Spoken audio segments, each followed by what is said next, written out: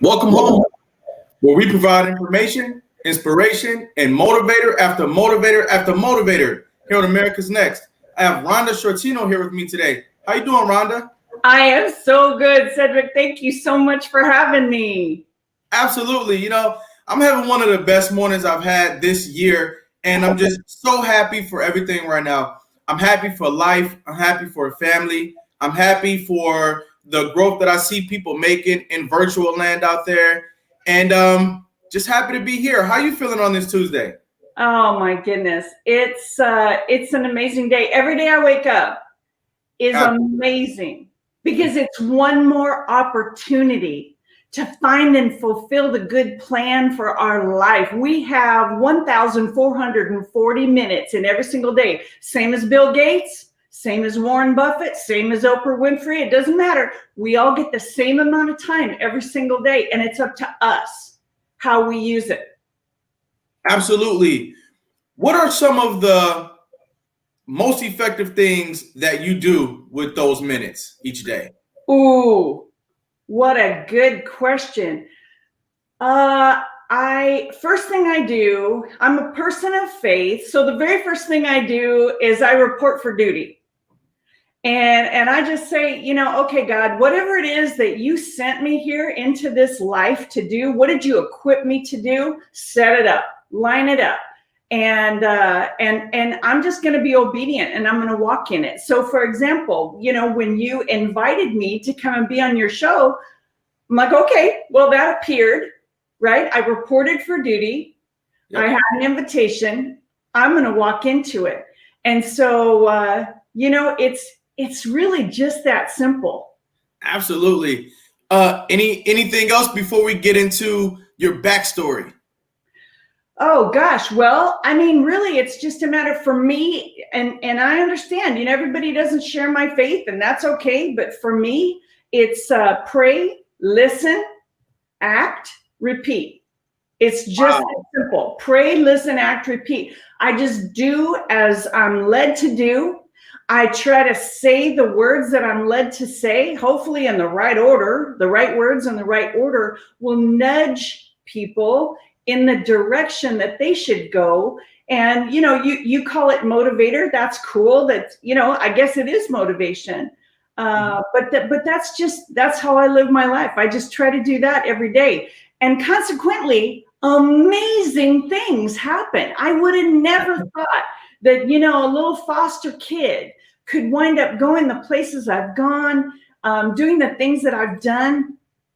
And it's not over yet. Every day is a new day. So I'm excited. I'm excited to be here with you. And we never know what things like this are going to lead to, right? That's right. That's right. Now, you said that you were in foster care. When did you go into foster care, Rhonda? Oh, my goodness, Cedric. I was so little. My mother left me with a babysitter and asked her to keep the baby while she went shopping. And she didn't go shopping. Her clothes were all packed, her car was loaded, and she moved out of state and she never came back. So I went into foster care when I was really little. And most of that time was spent with kinship care people. Okay. It was actually the people who raised her. And so my grandfather was mentally ill, and my grandmother was an alcoholic and an addict. So, in those days, people would just say, oh, they're not right. Mm-hmm. They're not right. And so it was, it was like that. It was just a weird, chaotic upbringing.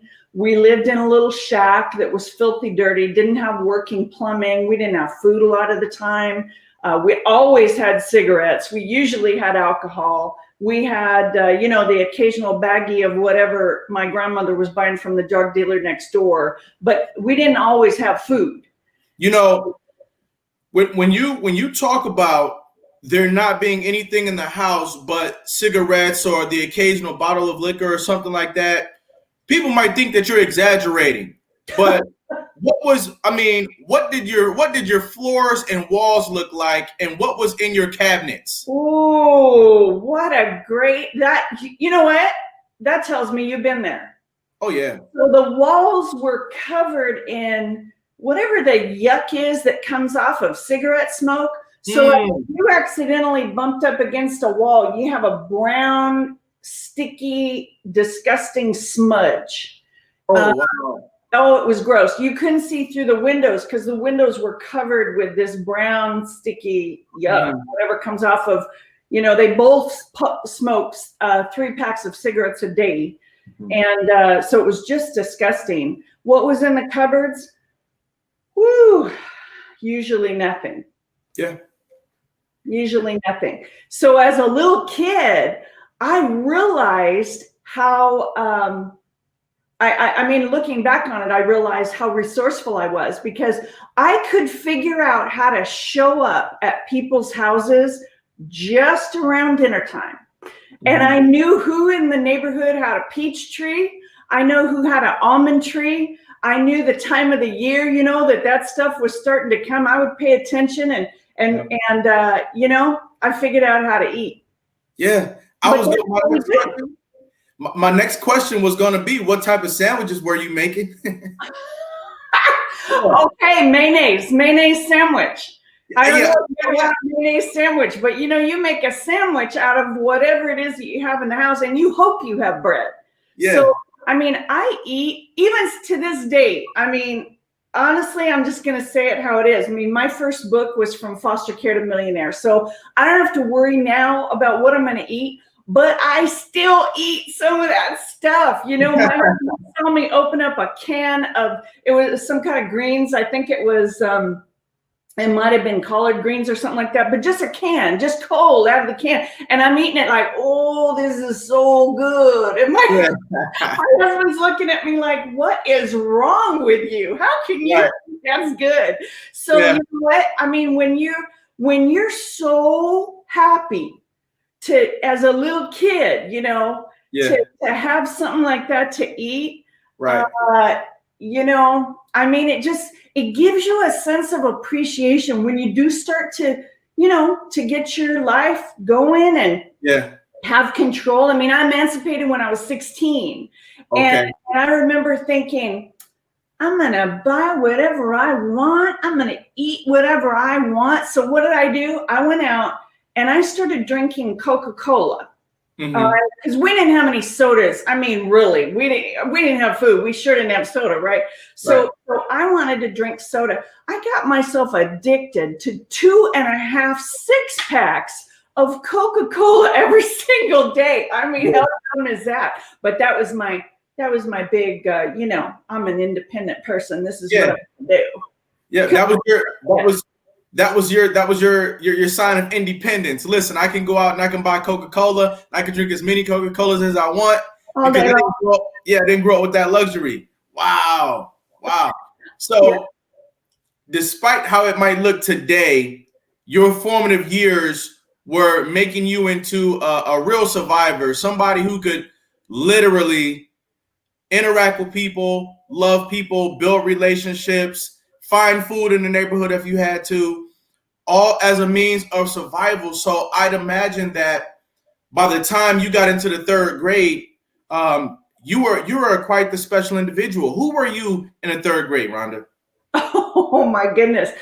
Okay, in the 3rd grade, I was a straight A student of Mrs. Elizabeth Coffey. And if I could ever find Elizabeth Coffey again, I would just give her the biggest hug. That when I was in school, it was probably before your mother was born.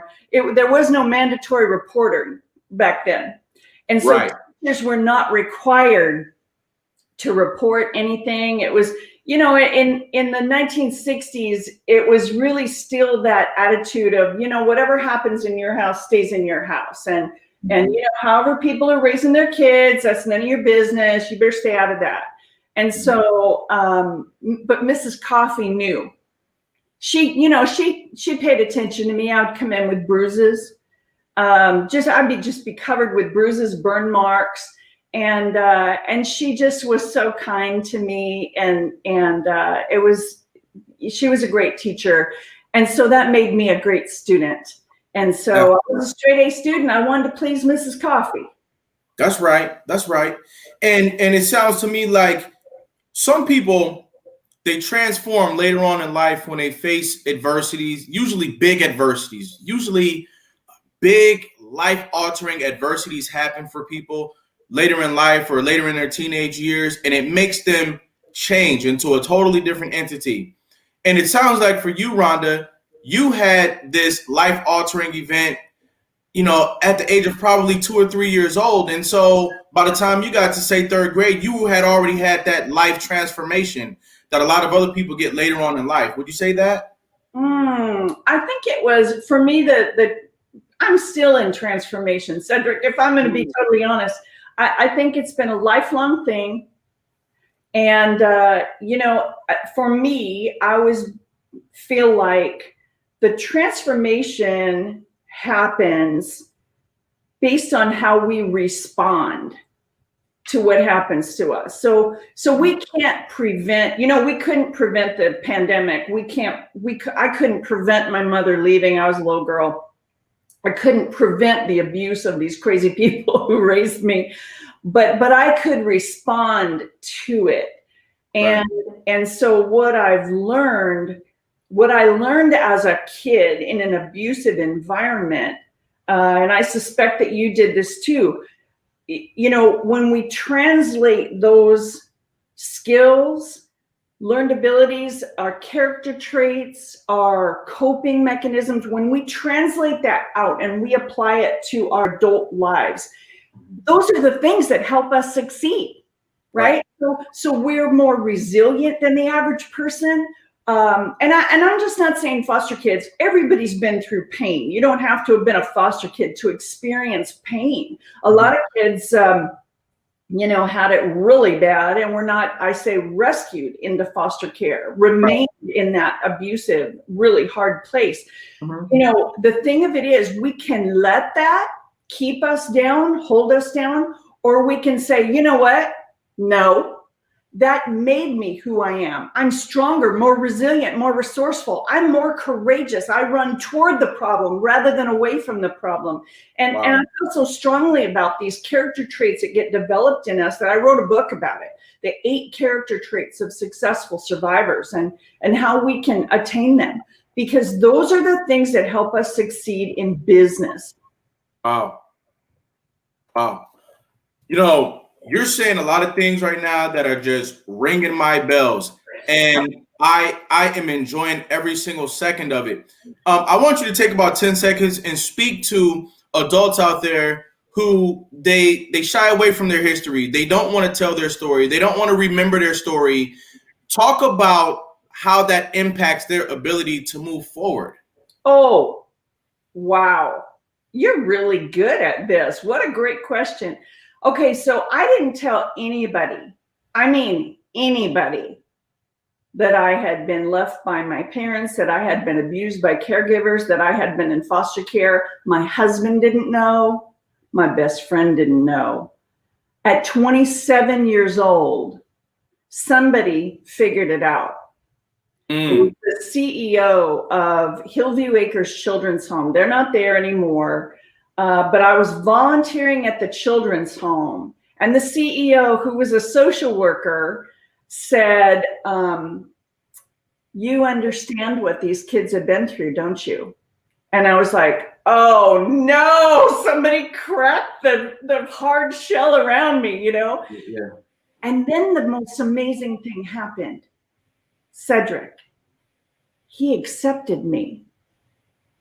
He looked in my eyes. He gave me dignity. He said, that makes you different from almost everybody else who comes around here trying to volunteer, because you get it.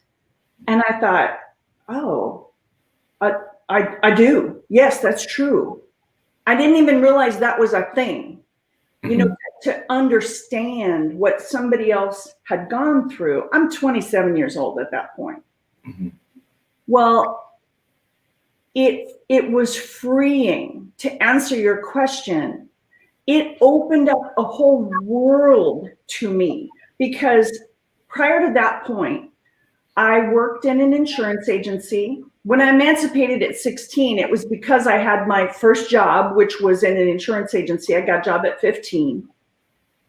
I became the youngest licensed insurance broker in the state of California when I was 17.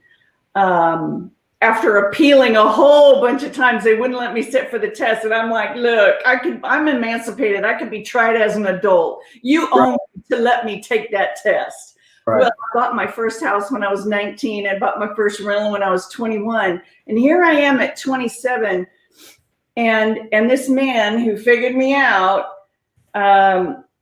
came to me not long after that conversation and said, you know what, our insurance premiums have quadrupled in 1 year. We can't pay the premiums. We're looking at having to close the children's home. They've been open at that point for over 75 years.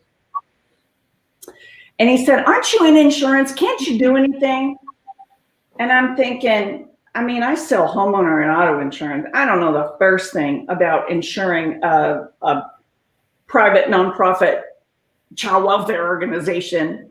Mm-hmm. But I went to my boss who owned the insurance agency, and I explained the situation. I said, look, they're going to have to close. Those kids are going to be, sent back to wherever they're going to be sent back to. This can't stand. What can we do?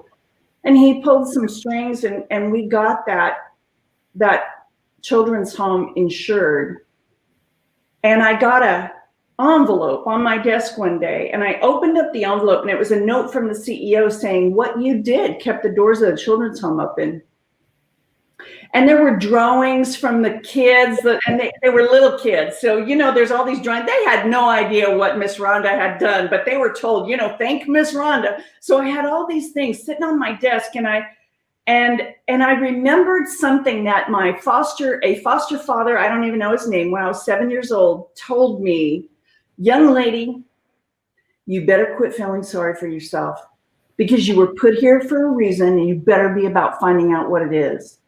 And I thought he was mean, and I told him, I hate you, when he said that to me. Here I was, 27. So I was 20 years later. I'd totally forgotten those people. I'd forgotten about that foster home. And those words came back to me, Cedric. Oh, I kept the doors of the children's home. Like there's a purpose for me? I thought I was an accident in biology. I had been told that my whole entire life. I was an accident. They wish I wasn't born. They wish I wasn't there. I'm just trouble for everybody. And here was somebody saying that I had done something good. And so the answer to your question, when we own our story, when we really embrace it and pull the good out of it, we can let the other go and keep those character traits, keep those learned abilities, keep that empathy, keep that stuff that we know that cannot be taught in a university classroom. We keep that and use that. I quit my job, Cedric. The job that had the paycheck and the health insurance and all the benefits, I quit. And I started my own insurance agency. And it turned out it was the only one in the United States that was founded solely to protect and defend the good people and organizations that take care of abused kids. Wow. As a result of that business, which I've sold, but over the years that I did that, I tracked the way kids and caregivers get injured or killed in out-of-home placement. Well, I had no idea that data that I collected would be of any interest to anybody in the federal government. Mm-hmm. I did it because I wanted to understand what are the triggers that lead to tragedy. What went wrong? Because if it's predictable, it's preventable. So we learned the hours of the days that kids are most likely to get injured. We learned the 2 months out of the year that foster kids are most likely to get injured. We learned, the most frequent type of injury, the most severe type of injury. And then I just handed that data over to people with the red initials after their names and said, hey, can you write some program around this and keep kids safe? Right. And as a result of that, the numbers of injuries and deaths went down dramatically. You know what? You are already someone who has changed child welfare forever. Not that it's now perfect, but your passion. When you had that job as an insurance agent or insurance professional as a teenager, 16 years old, 15 years old, that could have just been all she wrote for you. You could have just remained in that career. You didn't have to go and volunteer, but your passion for people who've been through what you've been through was there. You had a passion. And when you began to follow your passion, inadvertently, you changed the world. I think that's how it works. Yeah. I think that's the purpose for each of us, is that, we're equipped with these things that we learn along the way. And I'm telling you, we don't learn at the party. We learn in the hard places. Mm-hmm. We learn in the painful places. Mm-hmm. And when we'll pull that out, when we'll pull that off the shelf, as hard as it is, as many tears as you cry. And I mean, I've had the ugly cry, with the mascara and the snot. I mean, I've done that. I'm telling you, it wasn't all pretty. Yeah. But when you pull out of that, what you are equipped to do, and then you start moving in the direction of the things that you're interested in, the things that you're fascinated by, the things that grieve your heart.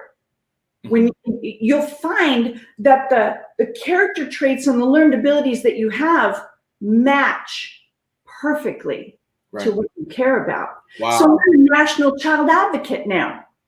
Wow. So now I can speak on behalf of kids who have been abused, kids who are in the foster care system. And yes, it's been many, many years since I personally was in it. But you know what? The feelings of abandonment, betrayal, the very people who are supposed to be caring for you, hurting you, those feelings are exactly the same today as they were in the 1960s. Absolutely. Betrayal, abuse, all the feelings, emotions that come from that, mm-hmm. that doesn't change. Mm-hmm. So when I'm speaking to people who are ready, you have to be ready to do this work. When I'm speaking to people who are ready to do this work, amazing things happen. I mean, there's not time for me to tell you story after story after story of people who have, contacted me after they read one of my books and said, okay, this is what I'm doing now. And I love those stories. I love to hear successes, because we were made to succeed. We weren't made to be abused our whole lives. We weren't made to be mistreated our whole lives. That may happen for a time when we're too little and we're too vulnerable to prevent it. But you know what? The time comes for every one of us where we make a decision. Are we going to medicate our pain? Are we going to stay there because it's familiar and it's comfortable? Or are we going to say, no, I'm not living like this anymore. Not another day. I'm going to do what I can to take a little step every single day toward the fulfillment of my purpose. And when people do that, I'm telling you, Cedric, what happens is opportunities get attracted to you. Good people get attracted to you because they look at you and they can sense, they can feel that you're moving toward your passion. I mean, I'm telling you, from a business perspective, I got 22.5% market penetration in the first year that I went into business. Wow. That's unheard of in the insurance business. Okay. Providing insurance to child welfare organizations. Right. Why? Because I'm sitting there talking to them going, I don't know if you know that you are not covered if this happens, if this happens, if that happens.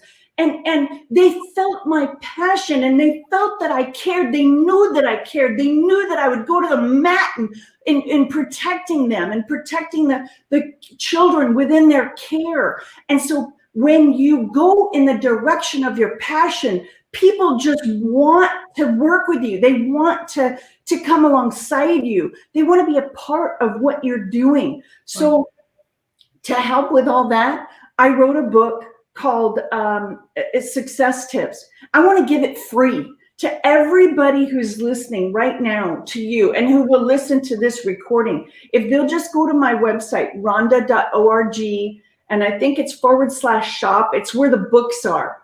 Go to Succeed Tips. The coupon code is Succeed Now. Succeed Now. And you can get that. It's an ebook. You just download that for free. And I'm telling you, it's everything I learned the hard way, because I didn't have somebody. I mean, look at the people I had. Right. They were drinking, they were medicated, they were, crazy people. I mean, God love them. They took me in. I have to give them that. Right. But I didn't have somebody to turn to and say, oh man, what do I do? What do I do about this? What do I do when this happens? What do I do when that happens? Mm-hmm. We don't know. A lot of us didn't learn at home.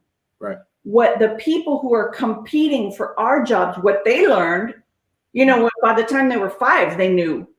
There's so much that we don't know. So these success tips are success in life, success in business, success in relationships, because I want to help people avoid those pitfalls that I fell into, avoid the ditch, because right now, there has never been another time in human history when the playing field was more level.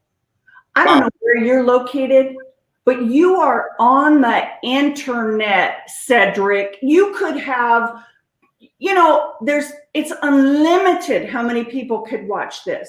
That's right. You could have 1 million people. You could have 20 million people. There's no limit. And I don't know what you paid. I don't know if it's free. I know that people can have a YouTube for free. Mm-hmm. I know that for the cost of, a phone, you can video, you can start a podcast.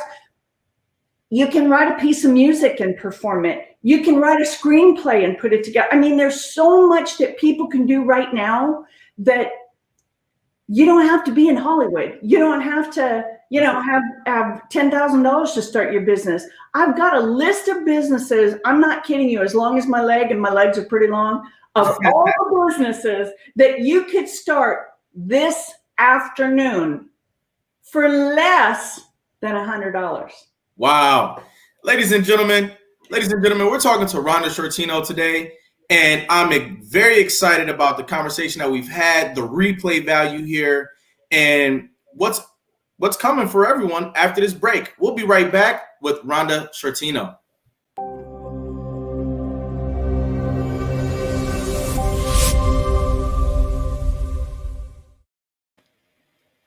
America's Next Motivator, Monday, Wednesday, and Friday at 5 p.m. Eastern, Tuesday and Thursday at 10 a.m. Eastern. America's Next Motivator, hosted by me, Cedric Riley, and sponsored by the Pride Empowerment Network.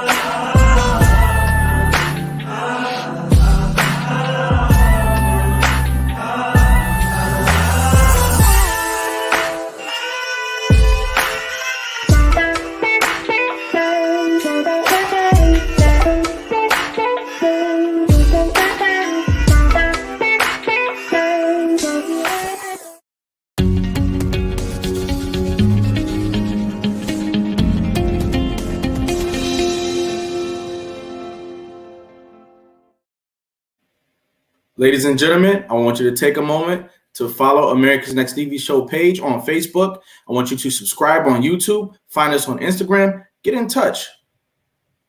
Hey, Rhonda, how you feeling out there? Always awesome. Absolutely. You said a lot of things that I would like to unpack, and we're going to just dive right into it. What work did you have to do in order to become helpful as opposed to hurtful when you tell your story and you go out there to help other people? I had to invest some time with talking to people who understood trauma-informed care, who helped me to understand how to use stigma-free language, how to, in other words, not pick the scab off of an emotional wound, as I'm talking to them, and then basically leave people there bleeding. When you're where I am, in other words, I'm old, so it's been a long time. So when you've gotten to the point where it's behind you, telling the story is like telling the story of somebody else, somebody you used to know. It's easy to touch on somebody's open wound. Right. Yeah. So I talked to a lot of people who helped me to understand, how to avoid harming people. I get that when we're in a position to help people, we also can harm them. Mm-hmm. Mm-hmm. And so, because you're dealing with a level of vulnerability, and I think that hurtful piece is sometimes what stops people from communicating. And it's also what stops other people from getting the message sometimes. And what I like about you, Rhonda, is that you're someone who has been doing this work for years, just like you were saying. And people out there, they might have seen an email from you. They might have seen you on a commercial. They may have seen you on television. You might have been a keynote speaker at an event that they were at, but they might have never actually gotten next to you.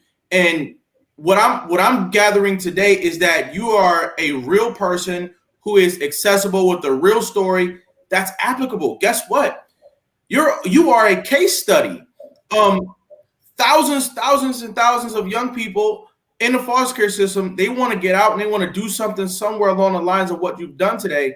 And just knowing that you're available to be here and have a conversation is absolutely phenomenal. And one of the keys to understanding what Rhonda is doing, everybody, is understanding that it's about being helpful and not being hurtful. So find somebody who is trauma informed, have a conversation with them, find a therapist and have a conversation with them so that you can begin to move into different levels of greatness.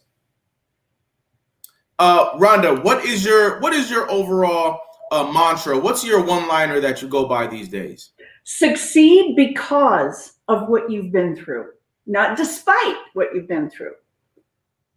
And explain that.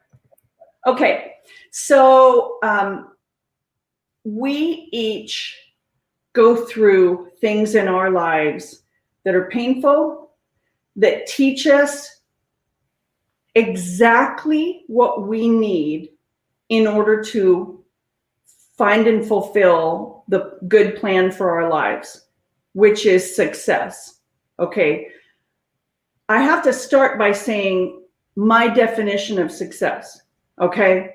Wall Street would have you believe that having a truckload of money is success. Well, let me tell you, I know some billionaires with a B who are not happy.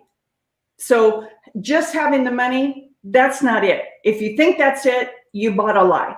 Knock that off.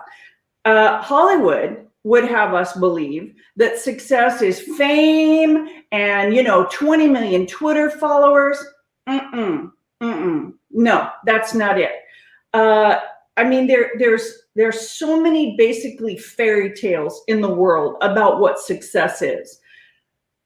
I made a lot of money earlier in my life when I was not yet, when I had not yet fully processed what I had been through. So I had the money, but I was miserable. I didn't have good relationships. I was driving my health into the ground because I was working 80 hours a week. I mean, like a lunatic working, high stress stuff. I mean, I didn't have any peace. I didn't even know what peace was. So as I realized that, okay, wait a minute, I've got the money, but this isn't it. I started to really examine, what is a good life? What do I want? And I realized I wanted to have good relationships with healthy people. A lot of times we grow up and we don't really deal with what we've been through as a kid. What do? We're attracted to a dysfunctional person. And so two dysfunctional people get together, and what do they wind up doing? They hurt each other. Mm-hmm. And so I had to figure out how to have good relationships. I had to figure out what that was. What did that look like? Because I didn't see it modeled when I was growing up. I had to figure out, how to not be surrounded with chaos anymore. And I'm going to be honest and say I created a lot of it myself, because that's what I was accustomed to. Mm-hmm. So I finally, it took a long time, but I worked all that out. So my definition of real success has 5 facets. It's good relationships with healthy people, good people who they don't want to be around you for what you can do for them, or, for what you can give them or anything else. They just want to be with you because they like you or they love you. Okay. Good health, because you're not stressed out all the time. Peace, real peace. Joy. Joy is so much better than happiness. Happiness is great, but I can be happy right now, or, driving along and somebody cuts me off in traffic and I'm not happy anymore. Right. Joy is inside. Nobody can touch my joy. So, you have, a pandemic happen, or you lose your job, or, external stuff happens. It doesn't mean you like it. You can remain joyful. Now, joy now. And the 5th one is financial provision. And I say it that way because, some people need financial provision to, I don't know, start a new television network, and that's going to cost $160 million. If that's what you were meant to do, somehow or other, you will attract that provision. Some people need very little money for what they were meant to do, what they were, created and perfectly matched to do. If that's $35,000 a year or whatever it is, okay. But it's provision. It's financial provision to accomplish what you're supposed to accomplish in this life. So we all have in us what we need to create our personal and professional success. So when I say, you asked me for my motto, what's my one-line motto? You can succeed because of what you've been through, because you already have inside of you everything you need in order to find that thing that you were meant to do, that you're genius at. Mm-hmm. And that's success. Now, with 440,000 youth in the foster care system, currently experiencing that life, we know that some of them, like you, are hard at work on becoming successful right now. But there are others who are still knee deep in trauma, who are struggling to find a way.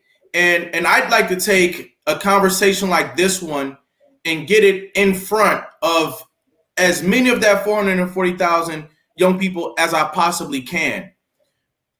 Do you feel like we are losing value in the child welfare system? What I mean by that is, do you feel like we have too many life outcomes that are just not optimal? Oh my goodness, yes. I mean, if we look at the Midwest study, And we look at 4 years out of foster care. So for the kids followed in that study, I think it was 740 kids or something like that over 4 states in the Midwest so 4 years out from 18, so age 22, the average annual income, Cedric, $8,000 a year. Wow. That's not enough to even forget renting an apartment. How about rent a room? Yeah. How about have a vehicle, put fuel in it? I mean, you can't, that doesn't cover just basic housing and transportation, food. How about put something on decent to go to work? You can't afford any of that on $8,000 a month. I mean, $8,000 a year. You know who's getting $8,000 a year? Homeless people. We're talking about homeless people. Go ahead. Yeah. So yeah, do I think that, that outcomes need improvement? Lord have mercy. Yes. Yeah, they do. The thing is, I think that, there are some amazing people working in a very broken system. I think the system as it is today, with the average foster kid moving, do you know how many times a year the average foster kid is moved to different placements? Tell me. 4. Wow. If you had to move Yep. 4 times a year, yeah, by the 3rd or 4th time, I'm not going to unpack my suitcase. Right. So, when I don't unpack my suitcase and I don't really settle in and I don't put a poster on the wall and I don't put my teddy bear on the bed when I make it, now they're going to diagnose me with attachment disorder. All right. And I say to every time I get an opportunity to speak to child welfare professionals, I tell them, if you move 4 times a year, you'd be like this too. Right. Somebody would say you have attachment disorder. Of course you do. That's the natural reaction. That's the natural consequence of breaking relationships with that foster family and everybody within that foster family, breaking relationships with those neighbors of that foster family, breaking relationships with the teachers at that school, breaking relationships with whoever you happen to, kind of start a little bit of a fragile relationship with, kids at school or whoever. Break. Of course you're not gonna, Right. be all enthusiastic about, starting new relationships. Even now, I'm like 100 years old. All these years out of foster care, and I don't let people get that close to me. It takes me a long time to let somebody in my walls of defense. Mm-hmm. And, so yeah, it's really tough. But I'm not going to leave it there. Me neither. I'm telling you, and you already know this. When I say we have everything we need, look, there are some types of work in this world that require a certain level of skepticism, that require a certain level of, suspicion. Like, they just don't like, oh yeah, let's be friends. And that person can be an axe murderer, Yep. that some of the skills that we have are so incredibly valuable in the workplace. Let me give you one example. Most people who have been abused or who have lived in, crazy, chaotic environments, they learn, I don't know, by the time they're 4, 5, 6 years old, they can read people, Cedric. That's right. They can read a room. So, when somebody walks in the door, if let's say that's your primary abuser and they come home from work, they walk in the door, whatever the situation, in seconds, it's going to be an okay night. Oh, it's going to be a bad night. Oh, I better, and then we learn how to run, when to hide, when to make a joke, when to redirect the conversation to those neighbors down the street that nobody likes. So now instead of the vitriol coming at you, it's now we're talking about those neighbors down the street that nobody likes. So you redirect. Let me tell you something. They teach redirection at Quantico, Cedric. Right. I mean, we learned that when we were 6. Yep. You know, learning how to read a room. People who are hired by lawyers to sit in a courtroom, just sit there, regular plain clothes, nobody knows, but they're sitting there and they are paid to watch the face of the jurors during jury selection. Mm-hmm. Why? We can read micro expressions. Mm-hmm. So we can sit there in the jury and we can later go, I think she's racist. Mm-hmm. Did you see that one? You know what? When they talked about, how would you feel about child molester? I think she's probably experienced that in her life. I mean, we can see things that other people can't see. So when I'm talking about we have what we need, even if we are very well defended, very closed off, that doesn't necessarily mean it's a bad thing. It may very well actually be part of what qualifies us to do some very hard work that Sure. other people are not qualified to do. Mm-hmm. To that end, because you're you're outright making it plain that young people who come out of the foster care system effectively are equipped with skills to do some of the most competitive administrative jobs that we have in the workforce. And when I say administrative, I'm talking about leadership. Because when you can read the room, then you can make an executive decision. And when you have emotional intelligence, then you can see a company through a storm or through an adversity, the same way that you saw yourself through an adversity. Oh. So, yeah. So to that point, I think that sometimes it's like you're only as strong as your weakest link, right? And I look at what's happening in our country right now, and I think about how does our country move forward? And I think, well, if it's true that you're only as strong as your weakest link, let's say that the foster care system is at least one of those weak links, then it stands to reason that in order for America to get from excellent to uber excellent, that it needs to fix one of its weaker links, which is the child welfare system. What do you say to that? Oh, I absolutely agree. I mean, some friends and I in child welfare were worked very hard last year to help to provide some language to the White House for the presidential executive order that was signed on June 24th of this year to strengthen America's foster care system.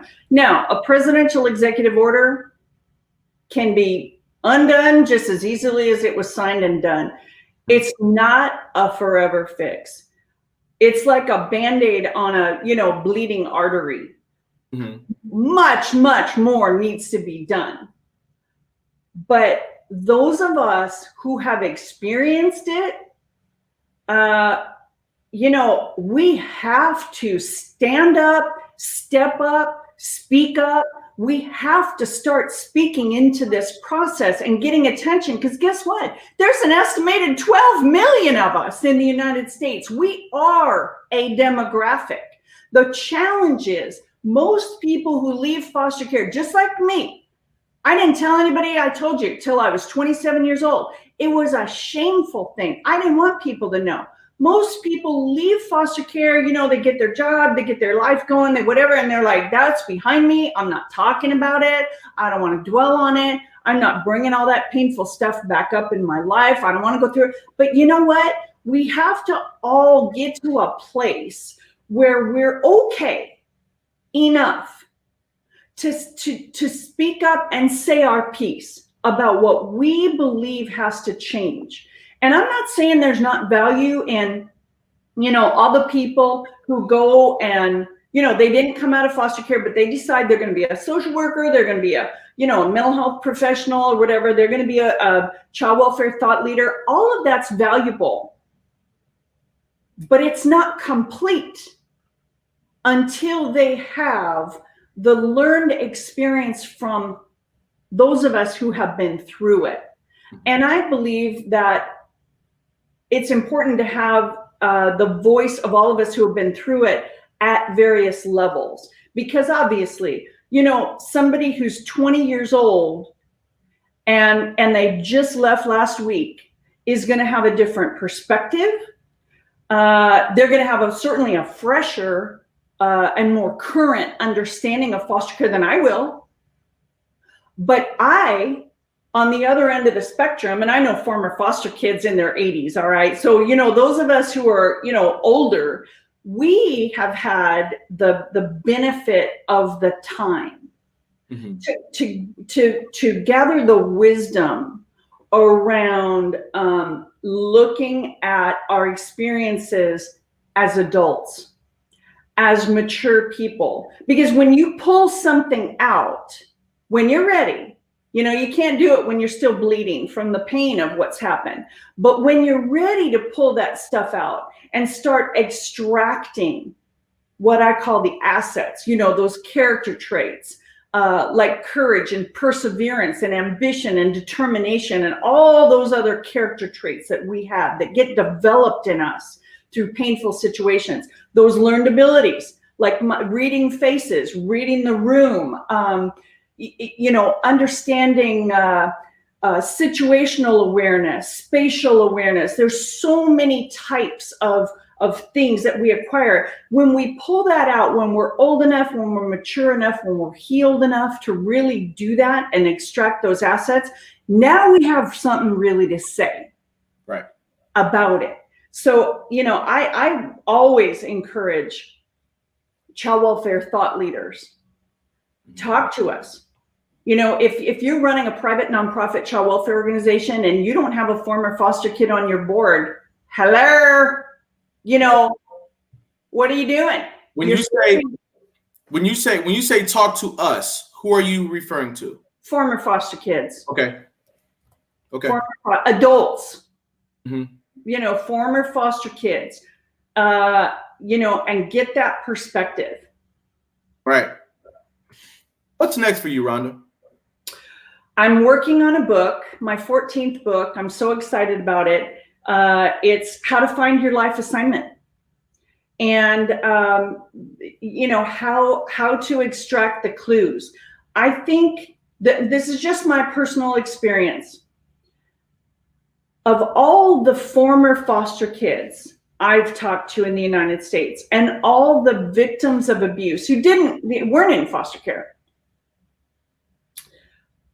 I've seen so many people who were victimized who years later are still victims. And that grieves my heart, because what that means to me is that if you still see yourself as a victim, years after your abuser is no longer in your life, years after the wounds have healed, but you still have those tapes playing in your head, you have given your control over to your abuser. That person might be dead. My grandparents are long gone.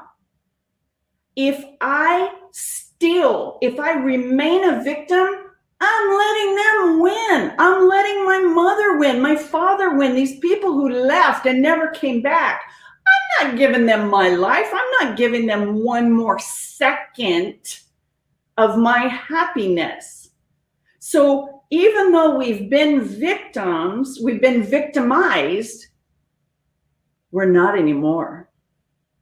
And so in my next book, I'm talking to people not only about how to find their life assignment, but the clues to the assignment. This is huge, because it's our values, it's our character, it's our levels of intelligence. And I don't mean IQ.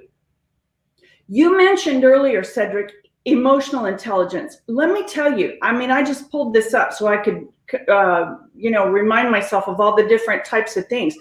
There's verbal intelligence. Yep. There's situational intelligence. There's kinesthetic intelligence, the perception and motor skills that equip people to do, that equips them with coordination and skill and dexterity to do precision hand-eye coordinated things like surgery, dance, sports.